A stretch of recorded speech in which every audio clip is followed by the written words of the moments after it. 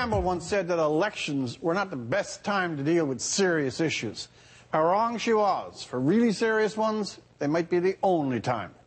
The report of the Truth and Reconciliation Commission deals with this country's most pressing and sensitive moral challenge. Its findings add detail and testimony to a great, sad narrative of this country.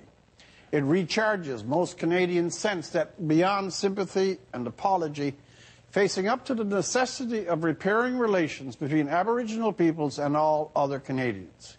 Sympathy and apology are good and necessary, but they've never been sufficient.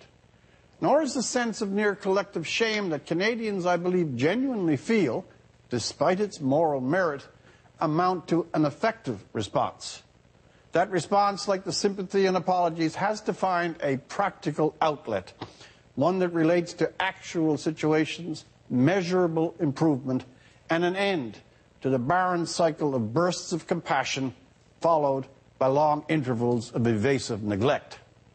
That is why, in all matters beyond the substance of this report, the timing of it is significant, and why on this most central of issues in Canadian politics, the timing adds to its power. For this is a moment when Campbell's comment is most off the mark. We've had a lot of talk about the leaders' debates, who hosts them, where they're going to be held, all the usual stuff, all about process and political advantage. With the release of this report, we now have a cardinal issue on which to hold those debates.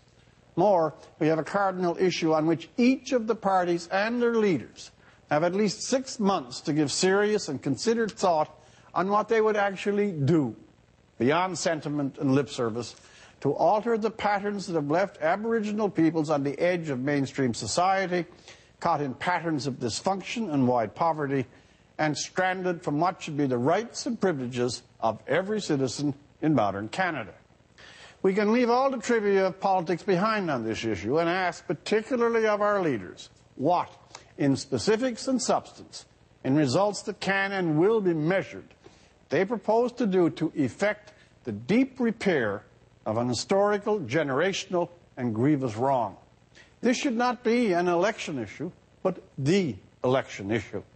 For unless the report receives the full political engagement that an election represents, unless each party offers to the voters its serious and detailed response to it, then this report, for all the attention and honorable response of the last few days, will be just one more bright flare sent up to an empty sky, something that offered a showy moral gratification for a few days, and then, like so many other moments before, was allowed to pass without the action and commitments that a true seriousness would demand.